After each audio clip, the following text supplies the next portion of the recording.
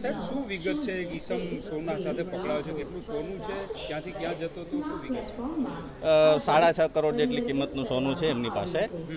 એ ભાઈનું એવું કેવું છે કે અમારી પાસે તમામ પ્રકારના બિલ અને પુરાવા છે.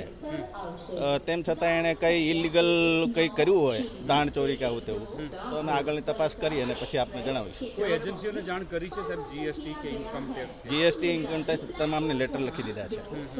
કેટલા રૂપિયાનું સોનું છે અને ક્યાંથી ક્યાં વહી જઈ રહ્યા હતા? બોમ્બેથી આવ્યા હતા એ ભાઈ વંદે ભારત ટ્રેનમાં, અને વડોદરાના જે નાના નાના વેપારી હોય એમને સોનું પસંદ પડે તો એ વેચે અને પછી એમને ઓનલાઈન બિલ કરી આપે છે. શોરૂમના સંચાલકોની પણ ભવિષ્ય તપાસ માટે બોલાવવામાં આવે છે. હા, એ બધાને અમે તપાસ. પ્રાથમિક વિગત શું મળેલી છે? ઇન્ટરોગેટ કરવામાં આવે છે, શું મળે, કેટલા તોલાનું છે? ગણદેવીકર કરીને જે સોનાનો દુકાનવાળો છે એ ભાઈને પૂછ્યું છે. એ એમ કહે છે કે અમારી પાસે બિલ છે અને બધું કાયદેસર છે. એમની પાસે કલેક્ટરનો લેટર પણ નથી અને જીએસટી સર્ટિફિકેટવાળું બિલ પણ નથી. તો શું કહેશો? પ્રાથમિક દ્રષ્ટિએ એ તમામ પુરાવા એકત્રિત કરશું. જો અમને એમ લાગે ગેરકાયદેસર અથવા કોઈ ગુનાહિત છે તો કાયદેસરની કાર્યવાહી કરશું. દાગીના છે કે લગ્ન બધાની મંજૂરી નથી હોતી, તો આટલું બધું સોનું ક્યાંથી લાવે? આ એક સિક્યુરિટીનો વિષય છે.